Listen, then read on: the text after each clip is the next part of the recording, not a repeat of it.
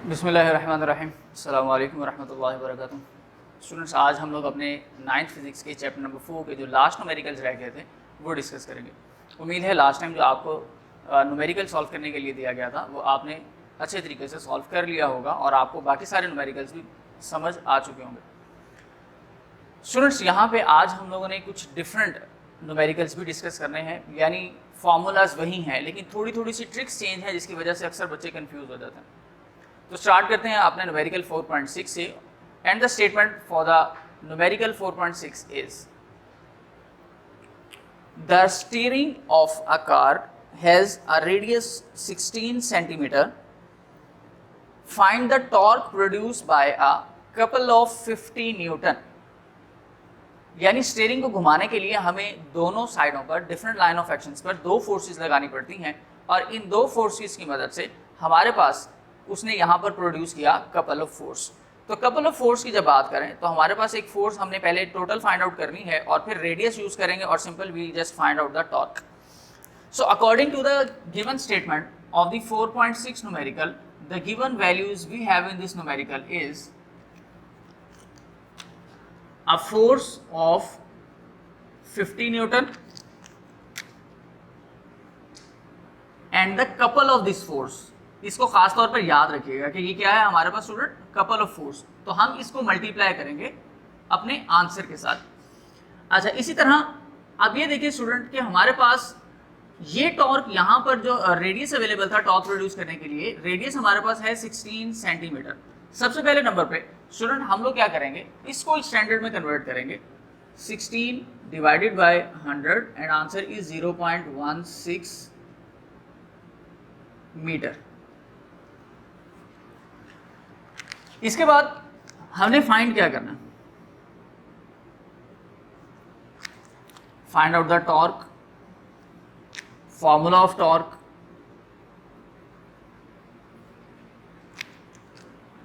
Torque का formula student क्या है, torque is equal to F cross L या आर, कुछ भी आप यहां पर वर्ड यूज कर सकते हैं जो आपके पास गिवन डाटा के अकॉर्डिंग हो। सेकेंडली सॉल्यूशन है और देखते हैं कि हमारे पास इसका आंसर क्या आता है। कपल ऑफ टॉर्क का मतलब ये होगा स्टूडेंट कि हमारे पास जो टॉर्क है हमने उसको 2 टाइम्स इंक्रीज कर देना, यानी हम उसको डबल कर देंगे टॉर्क को। तो उसके लिए स्टूडेंट आप ये देखें कि टॉर्क पहले जो आएगा हम उसको डबल करेंगे। पहले हम सिंपल टॉर्क फाइंड आउट करते हैं। एफ की वैल्यू है स्टूडेंट 50 मल्टीप्लाइड बाय 0.16 न्यूटन। और अब क्योंकि हमें टॉर्क चाहिए था तो हम इसको 2t कर देते हैं। जब हम इसको 2t करेंगे स्टूडेंट ताकि टॉर्क हमारा डबल हो जाए, कपल टॉर्क हमारे पास आ जाए, तो हम इसको यूँ लिख लेंगे 0.16 और फाइनली हमारे पास ये कपल ऑफ टॉर्क जो है इसका आंसर आएगा। ये वो टॉर्क था जो कपल ऑफ फोर्सेस की वजह से हमारे पास प्रोड्यूस हुआ। तो ये हमारे पास इसका आंसर स्टूडेंट बनता है newton metre and this is answer. इसी तरह स्टूडेंट अब हमारे पास हमारी नेक्स्ट न्यूमेरिकल है 4.7 न्यूमेरिकल। 4.7 न्यूमेरिकल कुछ यूं है, a picture frame is hanging by the 2 vertical string. 2 धागों की मदद से वर्टिकल फॉर्म के अंदर हमने 2 पिक्चर फ्रेम जो है वो हैंग किए हैं। The tension in the string are 3.8 newton and 4.4 newton. दोनों में प्रोड्यूस होने वाले जो टेंशन है स्टूडेंट उसकी वैल्यूज गिवन है 3.8 newton and 4.4 newton. We just have to find out the weight of the picture frame. हमें इस पिक्चर फ्रेम की जो वेट है उसको फाइंड आउट करना है। तो 4.7 न्यूमेरिकल के लिए जो गिवन वैल्यूज हैं पहले हम वो लिखते हैं, then we will write the thing we have to find, formula and solution. So let's start. Given data के अकॉर्डिंग अगर हम देखें तो हमारे पास यहाँ पर जो 2 वैल्यूज अवेलेबल थी स्टूडेंट, उसमें हमारे पास एक टेंशन 1 अवेलेबल थी और एक टेंशन 2 अवेलेबल थी। टेंशन 1 की जो वैल्यू स्टूडेंट हमारे पास गिवन थी दिस इज 3.8 न्यूटन और T2 की जो वैल्यू थी वो थी 4.4 न्यूटन की। यहाँ पर क्योंकि हमने फाइंड आउट करना है अपना वेट तो हम यहाँ लिखेंगे वेट और फॉर्मूला इसके लिए स्टूडेंट हम यूज करेंगे, ये हमारे पास एक्चुअली होगा। अब ये चीज़ याद रखिएगा कि अगर इस पिक्चर फ्रेम को देखा जाए कि 2 स्ट्रिंग्स की मदद से हमने अटैच किया, यहाँ पर भी टेंशन, यहाँ पर भी टेंशन और डाउनवर्ड एक वेट एक्ट करता है mg के फॉर्म में।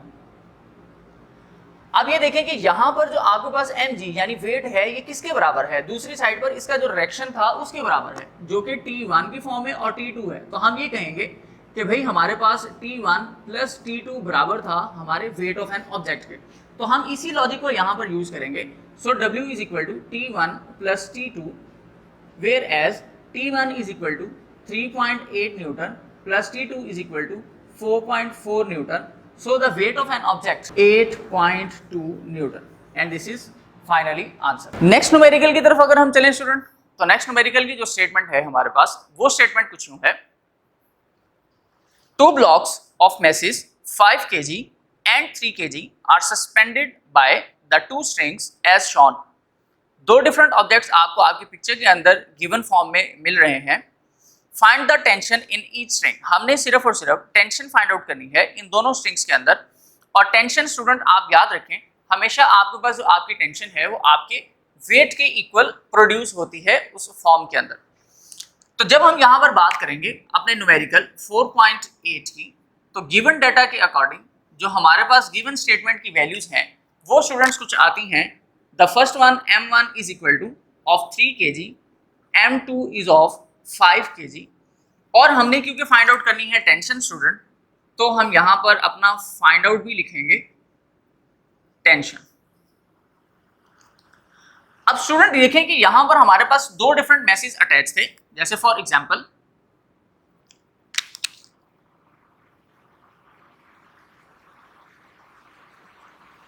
यहां पर आपकी डायग्राम कुछ इस फॉर्म की बनी हुई है और इस फॉर्म में अगर आप देखें तो आपके पास ये आपका स्टार्टिंग पॉइंट से 3 kg मैस है और ये आपके पास आपका 5 kg मैस है। इस वेट की वजह से, इसके वेट की वजह से यहाँ पर टेंशन प्रोड्यूस होगी और इस टोटल के वेट की वजह से यहाँ पर टेंशन प्रोड्यूस होगी T2। तो हम सबसे पहले नंबर पे T1 को भी फाइंड आउट करेंगे और फिर T2 को।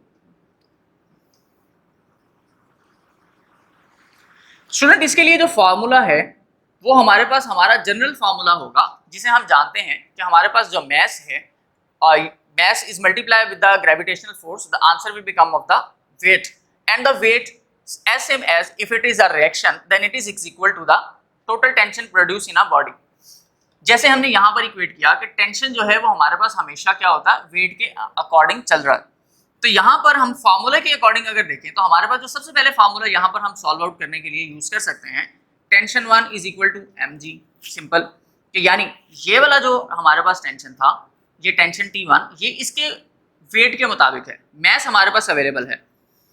तो और इसी तरह T2 की जब बात की जाती है तो T2 के लिए अब आप देखें तो T2 आपके पास दो चीजों की वजह से प्रोड्यूस हो रहा है, इसकी वजह से भी और इसकी वजह से भी। तो टोटल इन दोनों के मैसेज का यानी वेट्स का जो सम है हमारे पास, हम उसको मल्टीप्लाई करेंगे अपनी ग्रेविटेशनल फोर्स के साथ। तो यहां पर हमारे पास आएगा m1 plus m2 and g।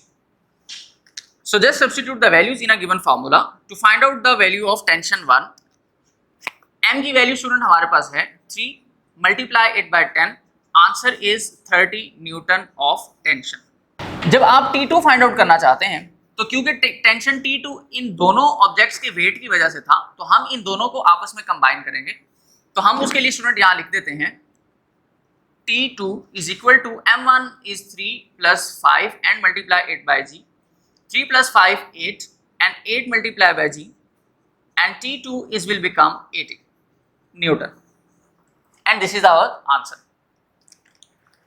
अब स्टूडेंट्स हमारे पास न्यूमेरिकल है, न्यूमेरिकल हमारा 4.9 और उसी स्टेटमेंट आपके पास कुछ यूं है, a nut has been tightened by a force of 200 Newton using the 10 centimeter long spanner. What length of a spanner is required to loosen the same nut with the 150 Newton force? Student यहां पर अब आप ये देखिए कि आपके पास एक नट available है और ये कहा गया कि अगर मैं उस पर फोर्स लगा दूं 200 न्यूटन की, उसको बंद करने के लिए, टाइट करने के लिए, और उसकी जो मोमेंट आर्म होगा वो 10 सेंटीमीटर होगा। अब सेम एज इसी के दूसरे रेस्पेक्ट की सूरत में देखें, कहता है कि अब मैं इसी तरह से एक नट को लूज करना चाहता हूं, तो और मैं चाहता हूं कि मैं उस पर 200 न्यूटन की बजाय 150 न्यूटन की फोर्स लगाऊं। तो 150 न्यूटन की फोर्स लगाने के लिए मुझे मोमेंट आर्म कितना रखना पड़ेगा? तो यहां पर स्टूडेंट हमें इसका मतलब ये है कि R2 एक तरह से फाइंड आउट करना है। तो हम सबसे पहले अपने गिवन डाटा की तरफ चलते हैं। यहां पर स्टूडेंट 4.9 के अंदर जो हमारे पास गिवन डाटा होगा उसमें जो हमारे पास गिवन वैल्यूज हैं स्टूडेंट, सबसे पहले नंबर पे तो हमारे पास फोर्स F1 गिवन है which is of 200 Newton, F2 given है विच इज ऑफ 150 न्यूटन। इसी तरह रेडियस यानी मोमेंट आर्म हमारे पास गिवन है कि जब हमने नट को टाइट करना था तो उस वक्त हमें कितना मोमेंट आर्म्स रिक्वायर्ड था 200 न्यूटन के लिए, वो गिवन है हमारे पास स्टूडेंट, और उसकी वैल्यू स्टूडेंट हमारे पास है 20 सेंटीमीटर।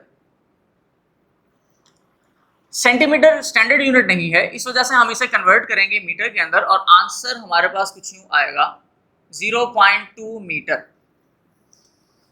अब चलते हैं फाइंड करना क्या है स्टूडेंट, हमने फाइंड आउट करना है R2। इसके लिए फॉर्मूला कौन सा होगा स्टूडेंट, यहां पर दो चीजों को कंपेयर किया जा रहा है। कंपेयर करने से मुराद एक वो टॉर्क जिससे आप नट को टाइट कर रहे हैं वो टॉर्क, और इस टॉर्क को कंपेयर किया जा रहा है ऐसे ऑब्जेक्ट के साथ जिसमें हमने नट को लूज करना है। तो यहां पर आप ये देख लें कि हमारे पास जो फॉर्मूला होगा वो टॉर्क का ही रहेगा, यानी torque 1 is equal to torque 2 हमारे साथ ये डिस्कस किया जा रहा है। इसके अकॉर्डिंग फॉर्मूला आएगा F cross R is equal to F cross R, F1 R1 F2 R2। So by using this kind of formula we can find out the solution for this numerical। F1 की value student आपके पास 200 Newton multiply it with the radius of 0.2, F2 student आपके पास है 150 Newton and multiply it bye R2। यहां से 150 को इस side पर divide करवा दें, यहां पर आपके पास R2 बच चुका है। अब ये R2 आपने जो है वो फाइंड आउट कर, इसको स्टूडेंट इस तरह से जब आप सॉल्व आउट कर लेते हैं तो आपको आपका आंसर मिलेगा 0.133 R2। क्योंकि स्टूडेंट हम लोगों ने ये ऑलरेडी अपनी वैल्यूज को स्टैंडर्ड में कन्वर्ट किया था, तो R2 के लिए यहां पर जो यूनिट यूज किया जाएगा ये होगा मीटर का। आप यहां तक भी आंसर मेंशन कर सकते हैं, लेकिन फर्दर क्योंकि हमारे पास रेडियस सेंटीमीटर में गिवन था और हम अगर अपने वैल्यूज को आंसर को भी सेंटीमीटर में कन्वर्ट करना चाहें तो हम यहाँ पर इसको R2 को फिर मीटर है तो सेंटीमीटर में जाने के लिए मल्टीप्लाई करेंगे 133 मल्टीप्लाई बाय 100 और ये हमारे पास स्टूडेंट आंसर आ जाएगा 13.3 centimetre is equal to R2 and this is our answer. तो ये स्टूडेंट आपके कुछ बेसिक न्यूमेरिकल्स थे। एक न्यूमेरिकल आपके पास लास्ट में रह गया है, वो आपके पास एज अ होमवर्क और असाइनमेंट है, आप उसको खुद से सॉल्व करने की कोशिश कीजिएगा। अगर कोई प्रॉब्लम हो तो डिस्कस कर लीजिएगा। इंशाअल्लाह ताला मुलाकात होगी अपने नेक्स्ट लेसन में नेक्स्ट चैप्टर के साथ। तब तक के लिए इजाजत, अल्लाह हाफिज।